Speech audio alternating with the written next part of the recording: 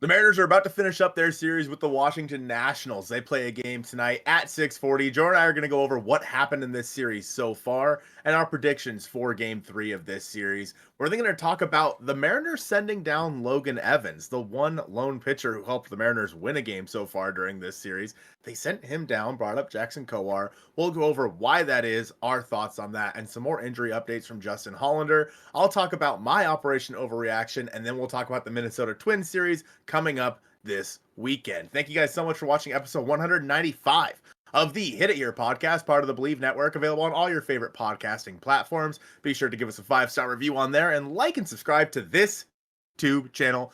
And this is the Lonnie Jackson episode of the podcast, and I am here with Joe. Joe, how we doing? I'm tired. It's yeah. It's Thursday. We're recording.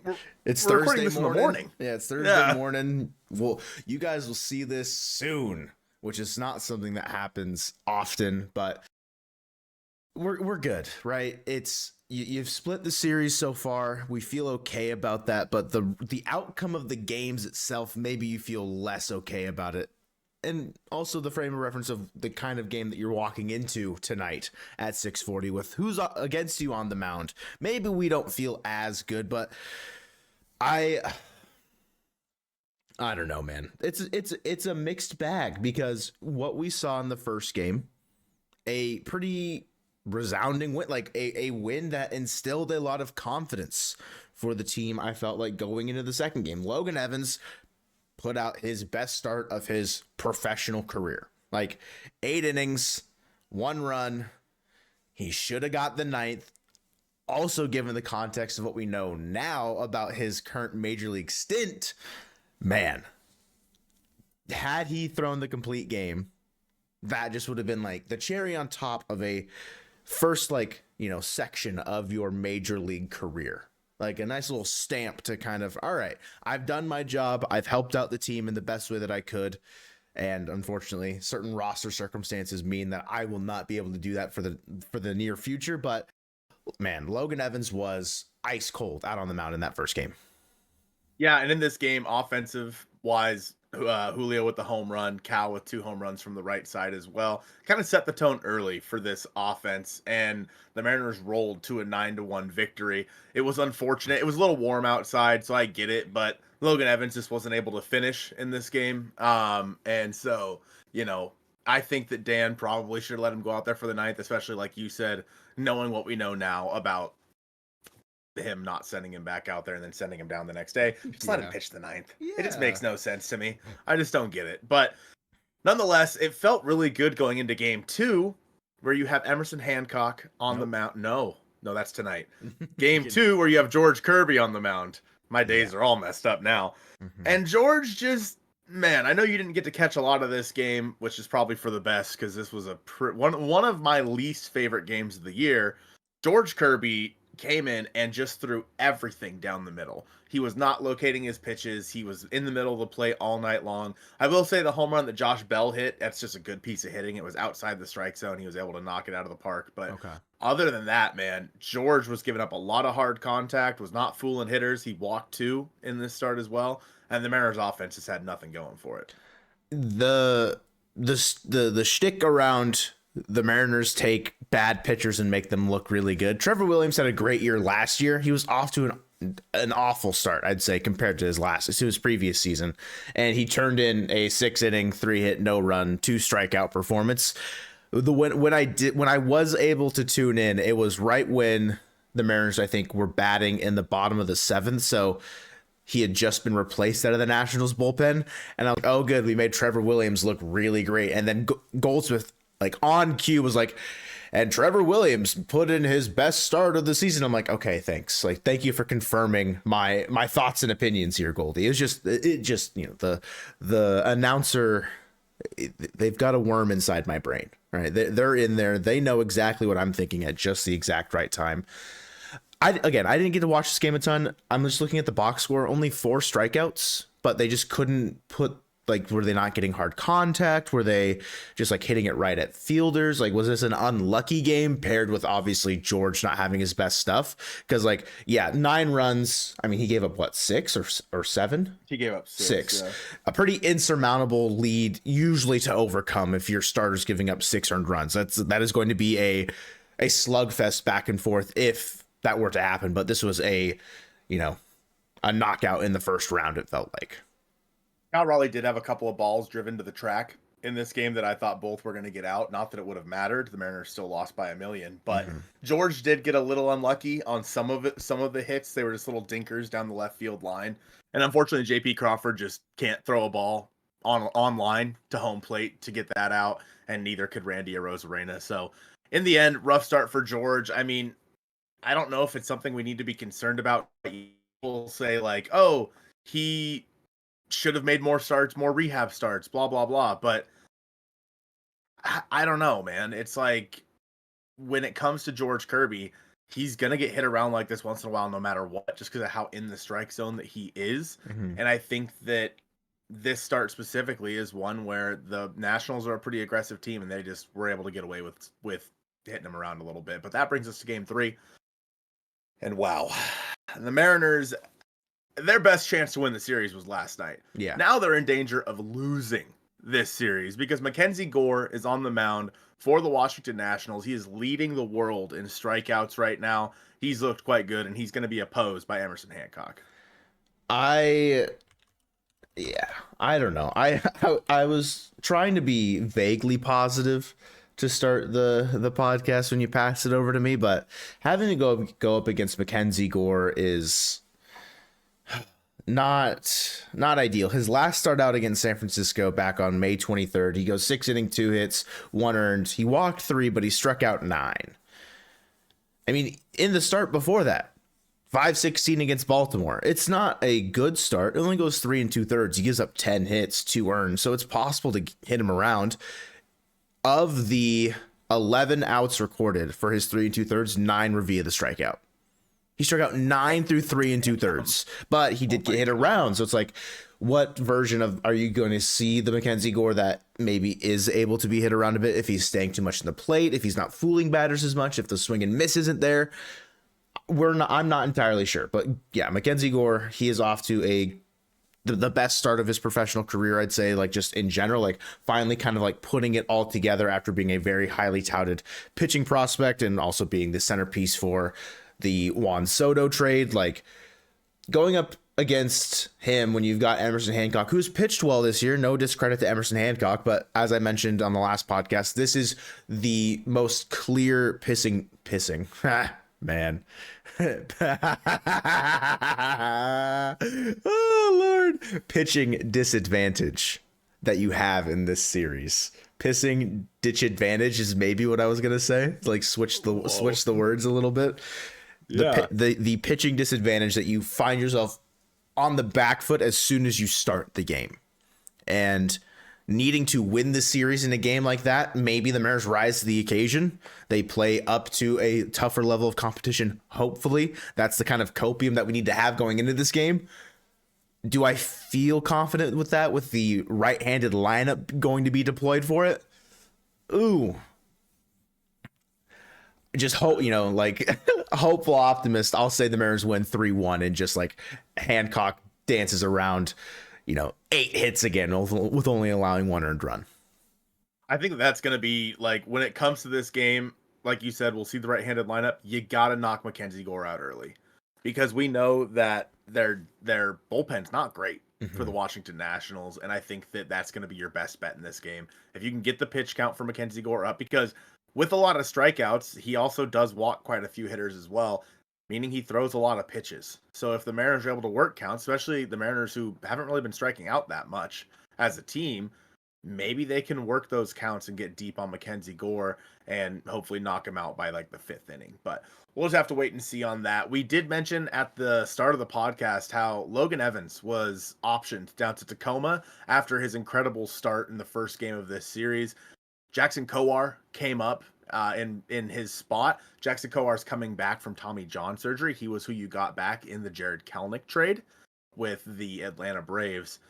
Kowar is a guy who throws really hard, has not had a great career, but has all the stuff and the look of somebody who can be, a top guy in the bullpen if you need him to be. He was a starter when he first came up, but I'm excited to have Jackson Kowar back. I'm interested to see. He looked good last night. He did give up a double, but otherwise he looked pretty good.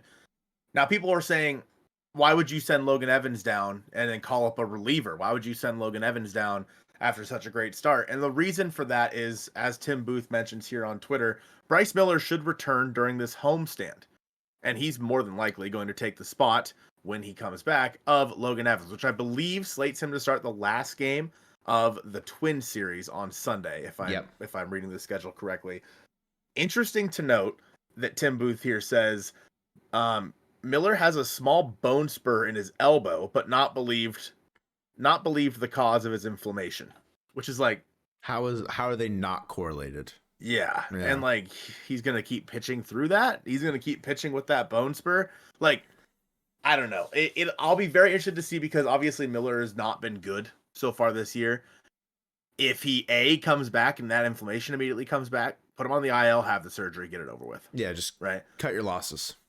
But if he comes back and looks good, no harm, no foul. Do it in the off season. But as of right now, the Mariners are in a decent spot with their rotation. I wouldn't have minded if Miller would have just been out for the rest of the year. Obviously, a good Miller is important, but I don't know. So with how Evans was pitching, that gap between a good Miller and what Evans has shown so far wasn't as big of a discrepancy as maybe we had imagined when Evans did need to get called up. We didn't know how ready he was going to be.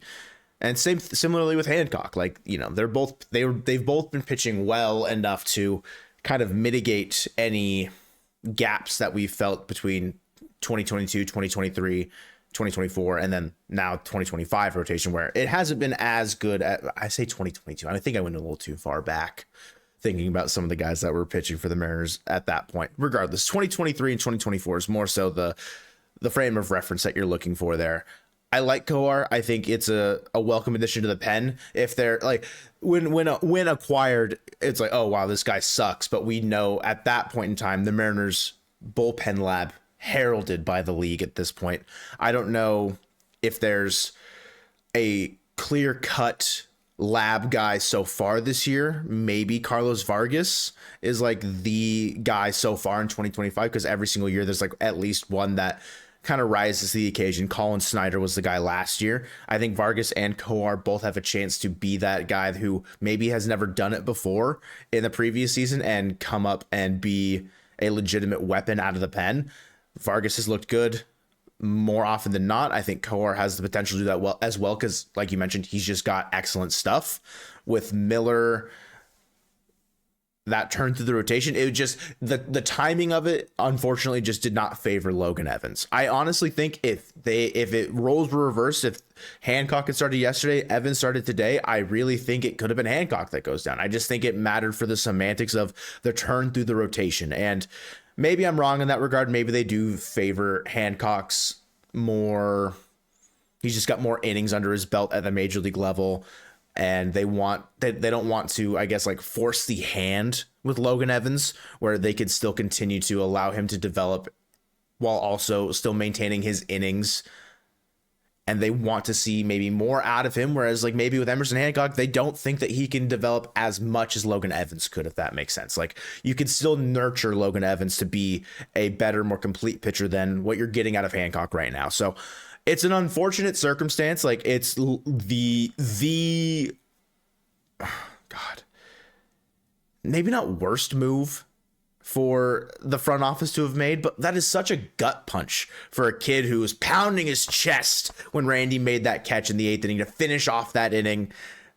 And then you don't give him a chance to finish. Like, will he ever have another chance to throw a complete game in the bigs in his life when they're so few and far between in the common and in the modern MLB, especially at home with a team that draft? Like, there's so many reasons for me to want to do it, just like from a human standpoint, but I get it from the professional athlete standpoint that arm health is important. And maybe you just let him ride out onto the sunset with that confidence of an 8-inning run, like your best start of your career. And if you go into the 9th and he gives up a grand slam, it's like, oh, now it's ruined, now it's stained. Like, I don't know.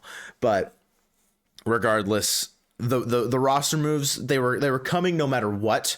And so I think it was just simply a matter of time for Logan Evans to eventually get sent back down. It just kind of comes on the heels of a spot where maybe people are like, why did we ever think about doing that in that way? And I think that the way that Logan pitched in that game, and like you said, maybe they pulled him out and didn't let him pitch tonight to have that confidence, and then to send him down. It's like, okay, well, that confidence is gone. Yeah. Thanks a lot, guys. Real cool. Like, okay, do we really think he was gonna, get him to 100 pitches and see where he's at in that ninth inning? Do we really think he's gonna blow out his arm in those last 12 pitches? Obviously, anything's possible, but you can't play that game. You know what I mean? It's just, it was stupid. It was stupid, Dan. I mean, oh man, I have said, and we've talked about this. Your Operation Overreaction was about this last week. Nothing makes me more mad than Dan Wilson bullpen decisions. Yeah, it's unbelievable. And this is another one of them. A few more notes here on the injuries. Logan Gilbert is going to be making his first rehab start today, maybe, in Tacoma, and it's been raining all day. So, but I think the rain's supposed to let up, so I would assume that Logan will still be able to go. I would assume it's going to be 2, maybe 3 rehab starts for Logan Gilbert. He shouldn't need a ton of time to build up. Yeah. But either way, Logan Gilbert is on the mend. Luke Raley is back in Seattle this week, and he's likely to begin a rehab assignment next week, the week of June 3rd.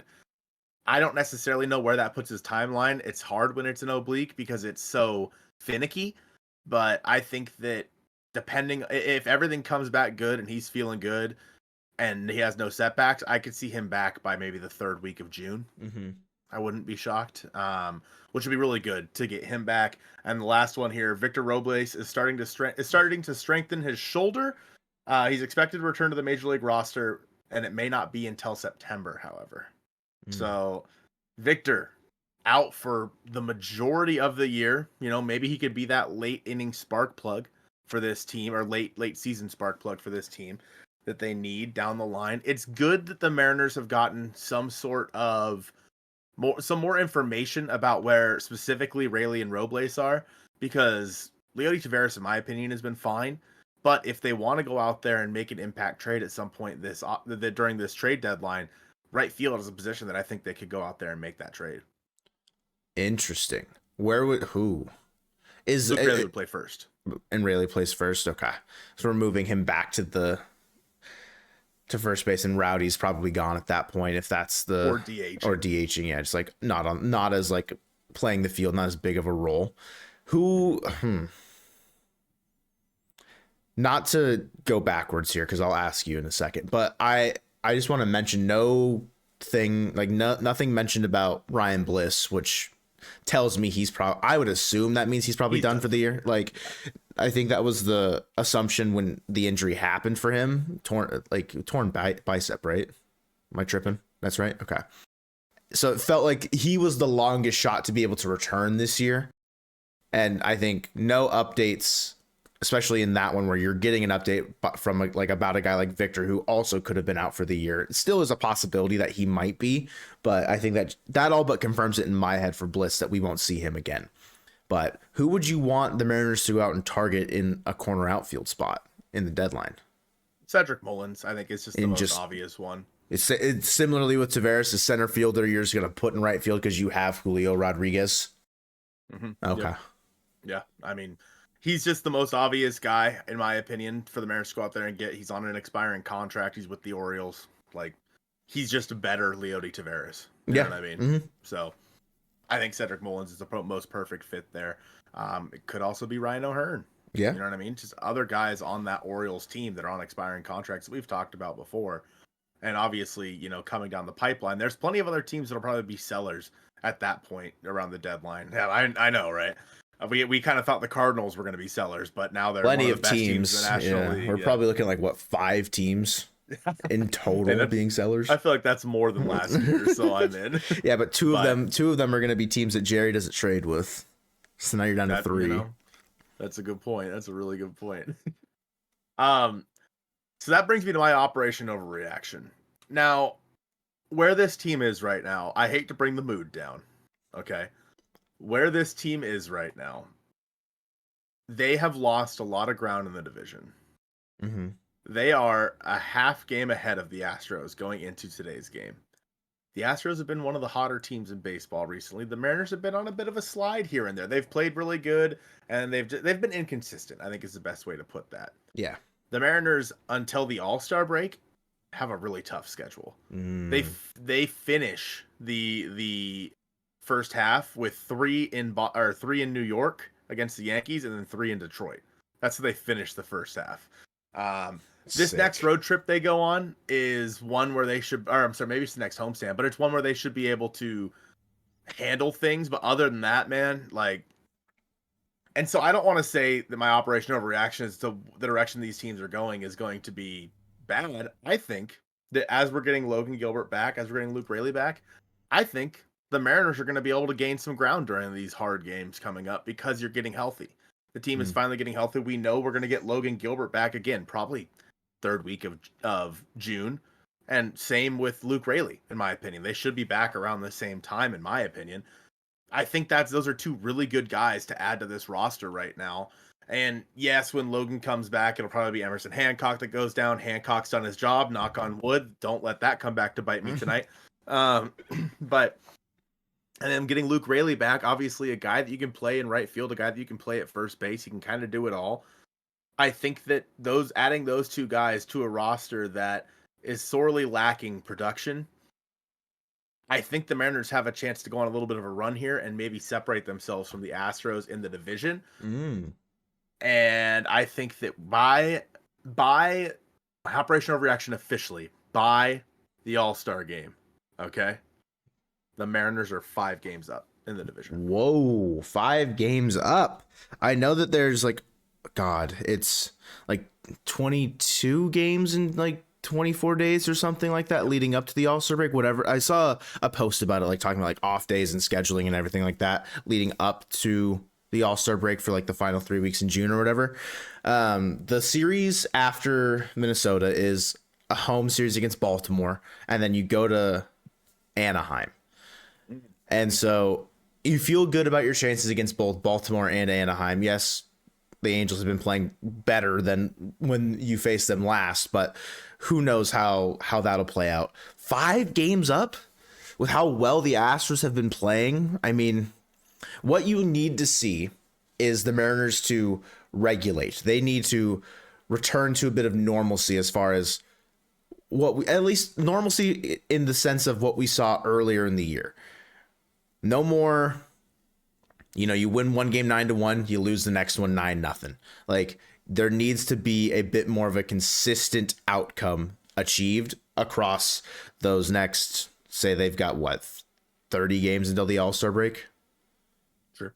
Something like that. If there's those ups and downs, I don't know if I see it. I also don't know how the strength of schedules for the Astros. I just looked. Oh God, are they? Is it like just cookies for them? They're playing Tampa Bay right now, starting a 4-game series.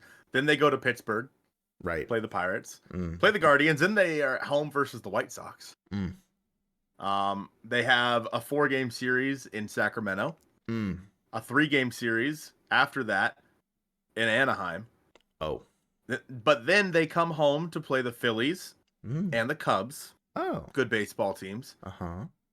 But in between, after the Cubs, they play the Rockies, and then they play the Dodgers. So yeah, it's literally it's both sides of it. Like, you've got 3 of the top of the best teams in baseball in Phillies, Dodgers, Cubs, but then you've got the White Sox, you've got the A's, you've got Pirates. Yeah. Paul Skeens is making at least 2 starts in that series. God, I hope so. I mean, it's impossible, but yes, it is. But maybe my Operation Overreaction. Maybe I don't feel great about that. But no, you know what? You gotta stick to your guns. That's the point. Yeah. The point is to overreact to things. I was talking about it on stream last night. This team right now, where they are, I feel like I would not be surprised if they're 10 games back in the division by the All-Star break. I wouldn't be surprised if they're 10 games up in the division by the All-Star break. There's just it feels like there's so much of a disparity right now where it can go either way. Sure. It's just so inconsistent that every night I don't know which team we're going to see. Which is weird with how they've talked about the way that Dan has been able to kind of manage the clubhouse. That makes sense. It doesn't seem like a team that would just let the wheels fall off.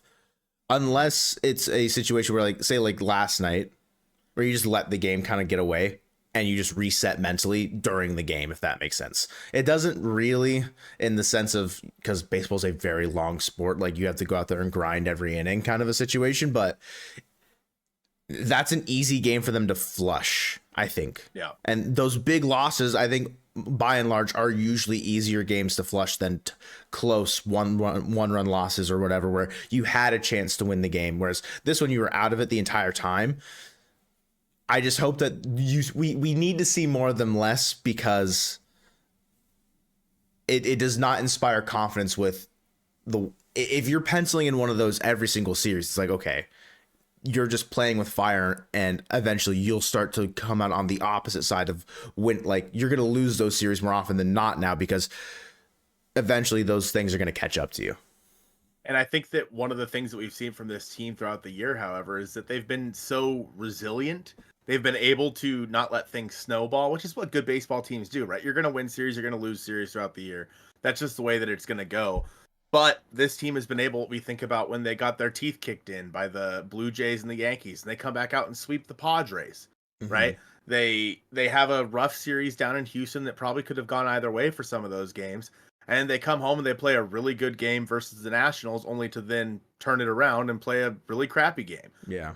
It's going to be imperative for this team against a pretty good Minnesota Twins team coming to town this weekend for their Friday through Sunday games to show what we saw more so in game 1. Obviously, we can't speak on game 3 yet because it hasn't happened yet. But the Twins are a pretty good baseball team, and they also have Ty France. So, Ty France revenge series coming in.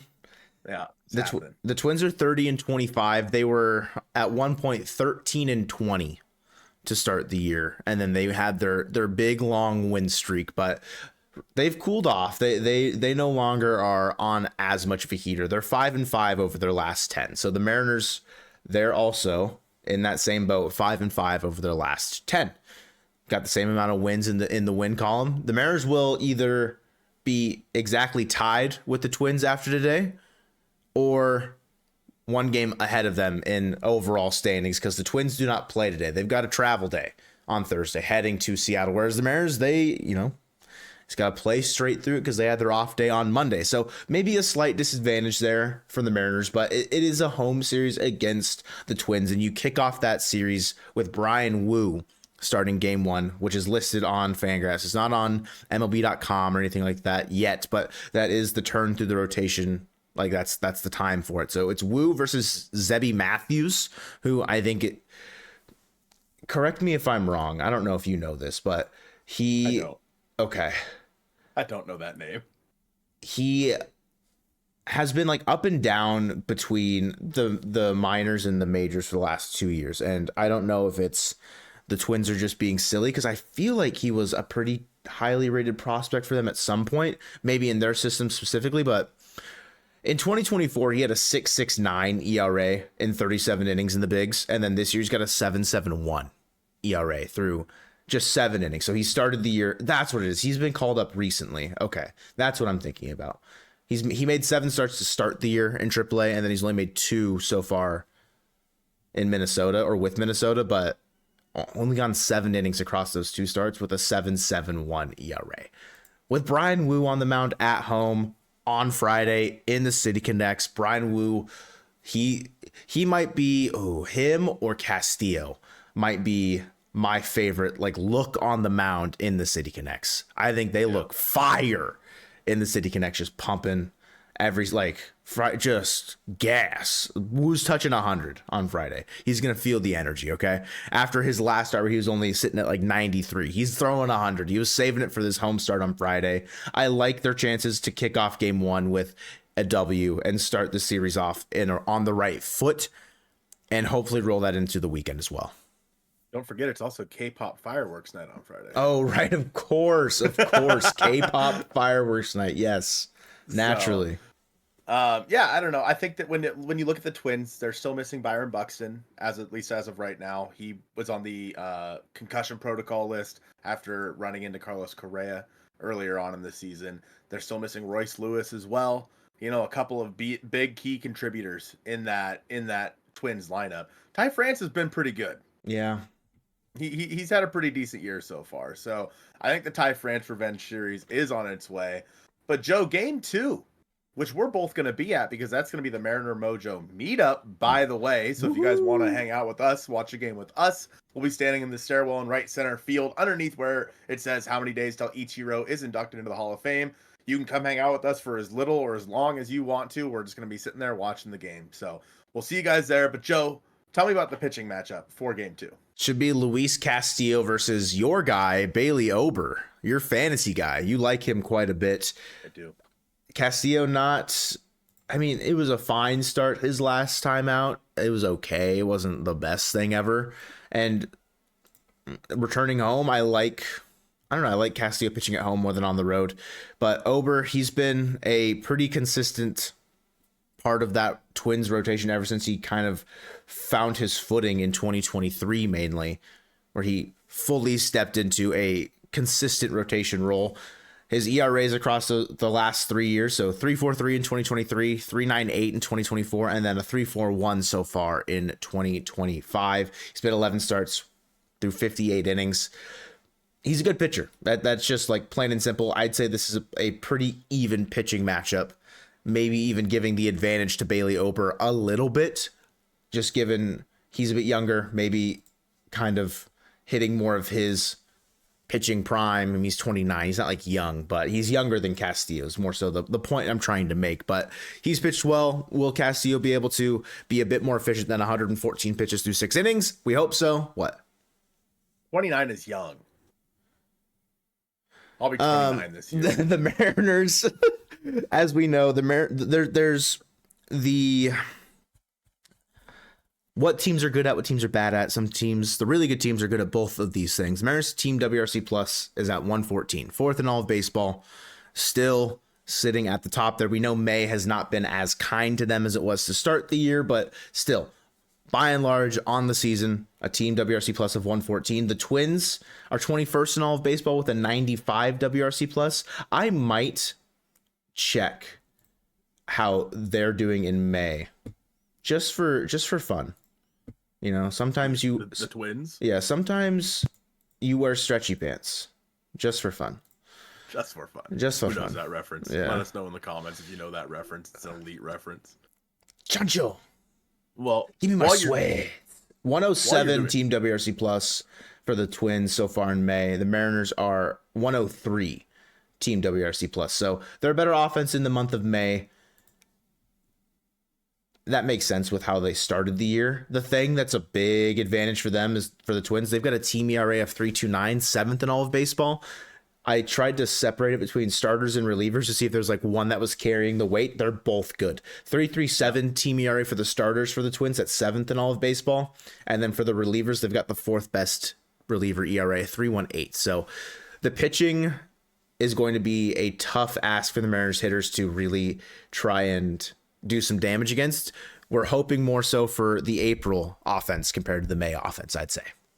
The bullpen for the Twins, like you mentioned, is quite good. You think about John Duran, Griffin Jacks back there as well. Like, that's a bullpen, especially a back end, that you don't want to have to face when you're down a couple of runs, because it's probably lights out at that point. With the Mariners and against Bleav Ober, this is one of those games where, like you said, it could kind of go either way. I fully expect to win in game 1. Yeah. You should win that game. Game 2, flip a coin, in my opinion, depending on who's available for the Mariners. Hopefully they don't have to use a whole bunch of bullpen guys in that game. So that way, if Luis can't get deep in game 2, then hopefully we can see, Matt Brash and Andres Munoz, etc., if need be. Mm-hmm. Game 3, Joe, can you tell me who's starting that game for the Mariners? Because I believe it should be Bryce Miller. It is listed as Bryce Miller on Fangraphs roster resource. So that turned through the rotation with Evans getting sent down. Bryce Miller should make his return to the Seattle Mariners in this one opposite Chris Paddock. So Paddock's had a good year, right? I was gonna say I'm not entirely sure on Paddock's year so far, but it's the battle of flow if Paddock still has his good hair. Paddock's got a 3.92 ERA through 11 starts on the year. He's 2-5, so not a good record, but I mean 3.92 ERA is not terrible. He's not striking out batters a ton, 6.28 walk or strikeouts per 9 and a 2.98 walks per 9. So I think that it's a manageable split there to where if the Mariners are able to see some pitches against him and he's maybe not as locked in with his command, it could be a quick outing or a short outing for him. The Mariners get him out quick. Something that's been a problem for Paddock in the past, specifically in it was only 5 innings. I'm not going to use that as a sample size. That's hilarious. He had a 1.8 home runs per 9, but like even in 2020 through 59 innings, he had a 2.14 home runs per 9 with San Diego. So if there's anything that you can try and maybe take advantage of, if Paddock is leaving the ball up, you can maybe knock him for a couple home runs on Sunday. But I was looking at the Twins bullpen. Old friend Justin Topa pitching well so far. A 2.5 ERA through 18 games pitched. It's nice to see him return to the mound. 18 innings, so yeah, just like strict 1 inning per kind of a vibe. Because 2024, he did not see much pitching action because he got injured. So it's nice to see him back in action. I hope that he doesn't have to face the Mariners and strike us out because that would make me sad. I wouldn't want to see that happen. But with Bryce Miller returning, what are your expectations for him? I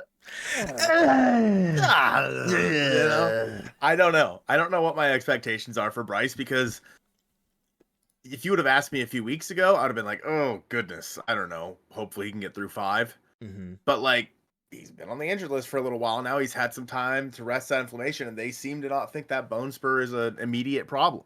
Yeah. So I feel like my expectations with this rotation every single time out is a quality start. Every single time out. That is my expectation because that is how good this rotation is.